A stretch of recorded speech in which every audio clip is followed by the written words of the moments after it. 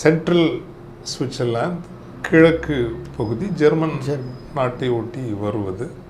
அவர்கள்தான் மிக அதிகமான எண்ணிக்கையில் இருக்கிறவர்கள். 70% மேல் ஜெர்மன் பேசுகிற மக்கள் இருக்கிறார்கள். இல்லை, இன்னொரு வியப்பான அந்த மக்கள் எவ்வளவு பக்குவமாக நடந்து கொள்கிறார்கள் என்றால், ரொமான்ஷ் அப்படிங்கிற ஒரு மொழி, அது மிக பழைய ஒரு மொழி. அந்த மொழியை பேசுகிறவர்கள் எண்ணிக்கை அளவில் 40,000 பேர் தான். இந்த மொழியையும் அரசு மொழியாக ஏற்றுக்கொள்ள வேண்டும் என்கின்ற ஒரு கோரிக்கை அந்த மக்களிடமிருந்து வந்த பொழுது நாடளவிலான ஒட்டுமொத்த வாக்களிப்புக்கு விடப்பட்டது.